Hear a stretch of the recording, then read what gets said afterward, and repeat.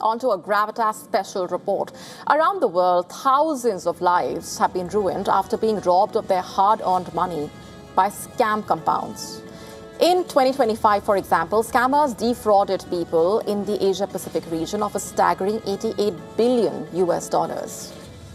Now, this menace is creeping into Sri Lanka as well, with Colombo emerging as a gateway, it seems, for Chinese mafia. While cyber compounds are usually associated only with countries like Myanmar, Cambodia, Laos, the global Chinese syndicate as such is reportedly trying to expand its operations into Sri Lanka. The gravity of this threat cannot be understated. As per reports, senior police officials have already warned the country's top leadership that Chinese organized crime groups could become a major national security threat if decisive action is not taken immediately. But then what was the trigger for this alarm in the first place? On the 23rd of July, a Chinese national named Hao Pan was found dead under mysterious circumstances. This was in Sri Lanka.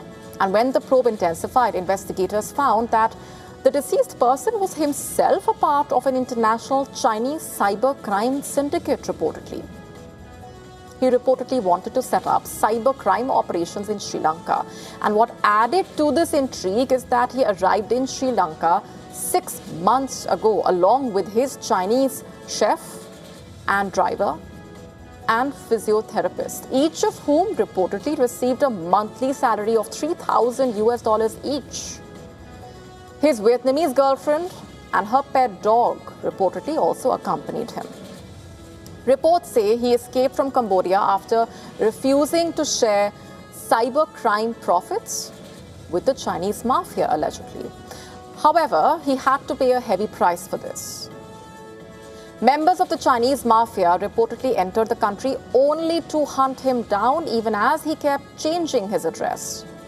On the 22nd of July, Hao was kidnapped in Colombo port city and taken to a remote location.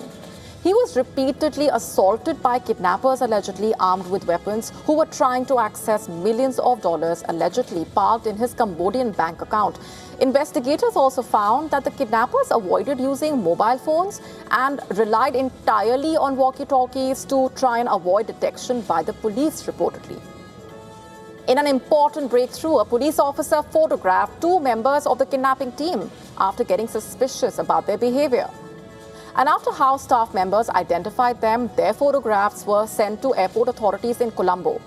Subsequently, 2 suspects were nabbed as the airport's facial recognition system identified them while trying to flee to Singapore via an Air India flight, reportedly.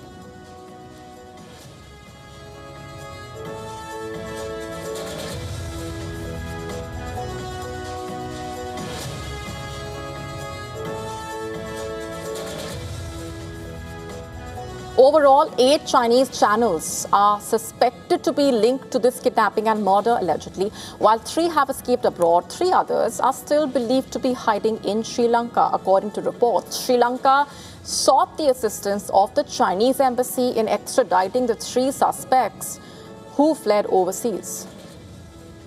Based on the interrogation of the suspects, the Sri Lankan police uncovered how many Chinese cyber criminals have been using the special economic zone of Colombo port city as the focal point of their operations. Let's break this down further. According to the police, the criminals first register shell companies within Colombo port city. While these firms exist only on paper, they enable criminals to obtain visas by falsely presenting themselves as company directors or skilled employees. And this is usually followed by these firms seeking permission to conduct business throughout Sri Lanka.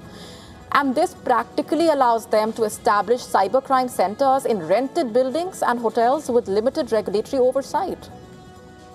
The scale of this menace will shock you.